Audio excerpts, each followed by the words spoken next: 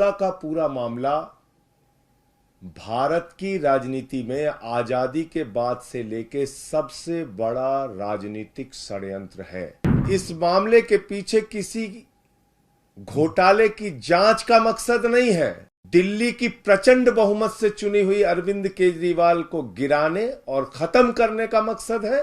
आम आदमी पार्टी की बढ़ती हुई ख्याति को और राष्ट्रीय पार्टी का दर्जा 10 वर्षों में हासिल करने की उपलब्धि को खत्म करने की कोशिश है। जिस कंपनी का मुनाफा घाटे में है, मुनाफा तो छोड़िए, जो कंपनी घाटे में चल रही है वो सैकड़ों हजारों करोड़ रुपए आपको चंदा दे रही है। कहां income tax department, CBI, ED क्यों नहीं जांच करती भारतीय जनता पार्टी के नेताओं की? क्यों नहीं पूछताछ होती उनकी? क्यों नहीं गिरफ्तारी होती नहीं उनकी? क्यों नहीं छापे पड़ते उनके यहां? जो बयान केजरीवाल जी के पक्ष में थे वो बयान ईडी ने जानबूझकर भारतीय जनता पार्टी और सरकार के इशारे पर राजनीतिक साजिश के तहत कोर्ट के सामने रखा ही नहीं। माननीय उच्च न्यायालय का फैसला अरविंद केजरीवाल जी के मामले में आया है, लेकिन जैसा पिछले कई दिनों से लगातार मैं कह रहा हूं, मैं फिर उस बात को दोहरा रहा हूं पूरी मजबूती के साथ और जिम्मेदारी के साथ कि ये पूरा का पूरा मामला भारत की राजनीति में आजादी के बाद से लेके सबसे बड़ा राजनीतिक षड्यंत्र है। एक गहरी साजिश के तहत यह मामला बनाया गया है और इस मामले के पीछे किसी घोटाले की जांच का मकसद नहीं है। दिल्ली की प्रचंड बहुमत से चुनी हुई अरविंद केजरीवाल को गिराने और खत्म करने का मकसद है। पंजाब की प्रचंड बहुमत से चुनी हुई सरकार को गिराने और खत्म करने का मकसद है। आम आदमी पार्टी की बढ़ती हुई ख्याति को और राष्ट्रीय पार्टी का दर्जा 10 वर्षों में हासिल करने की उपलब्धि को खत्म करने की कोशिश है। क्योंकि शराब घोटाला तो भारतीय जनता पार्टी ने किया है, वहां तो मनी ट्रेल मिल गया, 60 करोड़ का मनी ट्रेल मिल गया, लेकिन कोई कार्रवाई अब तक भारतीय जनता पार्टी के नेताओं पर नहीं हुई। और अरविंद केजरीवाल जी के मामले में झूठे गवाह तैयार किए जाते हैं, बेबुनियाद आरोप लगाए जाते हैं।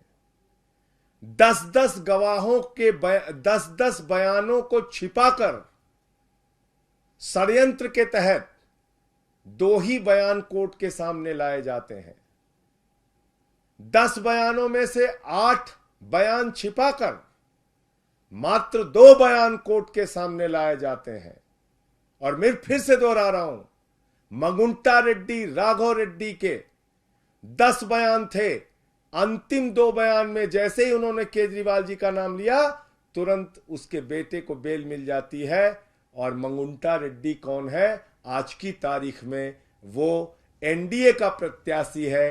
आंध्र प्रदेश में नरेंद्र मोदी जी की तस्वीर लगा के वोट मांग रहा है, जिसके ऊपर भारतीय जनता पार्टी और ईडी ने शराब घोटाले का आरोप लगाकर उसकी जांच शुरू की थी। आज वो कैसे मोदी की तस्वीर लगा के वोट मांग रहा है? मुझे जवाब दो भारतीय जनता पार्टी के लोगों।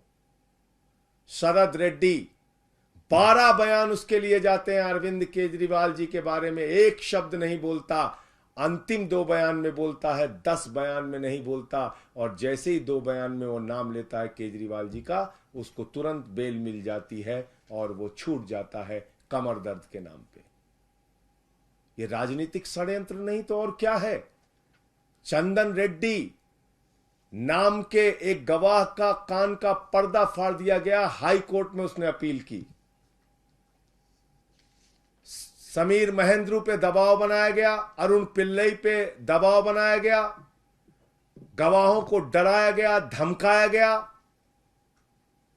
और तब यह पूरा मामला केजरीवाल जी के खिलाफ तैयार किया गया।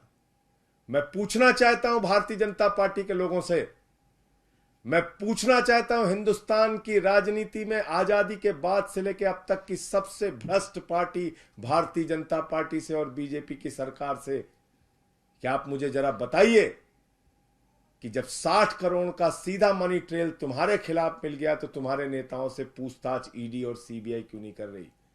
क्यों नहीं अब तक एलजी ने चिट्ठी लिखी, जांच की? क्या कारण है कि इलेक्टोरल बॉन्ड में इतना हजारों करोड़ का घोटाला सामने आने के बावजूद, जिस कंपनी का मुनाफा जीरो है, जिस कंपनी का मुनाफा घाटे में है, मुनाफा तो छोड़िए, जो कंपनी घाटे में चल रही है वो सैकड़ों हजारों करोड़ रुपए आपको चंदा दे रही है, जो फर्जी कंपनियां कागजों में बनी हैं वो सैकड़ों हजारों करोड़ रुपए भारतीय जनता पार्टी को चंदा दे रही हैं। कहां income tax department, CBI, ED क्यों नहीं जांच करती भारतीय जनता पार्टी के नेताओं की? क्यों नहीं पूछताछ होती उनकी? क्यों नहीं गिरफ्तारी होती नहीं उनकी? क्यों नहीं छापे पड़ते उनके यहां? तो इसलिए मैं फिर दोहरा रहा हूं कि ये पूरा का पूरा मामला एक गहरी राजनीतिक साजिश के तहत अरविंद केजरीवाल जी के खिलाफ बनाया गया है, और जो बयान केजरीवाल जी के पक्ष में थे वो बयान ईडी ने जानबूझकर भारतीय जनता पार्टी और सरकार के इशारे पर राजनीतिक साजिश के तहत कोर्ट के सामने रखा ही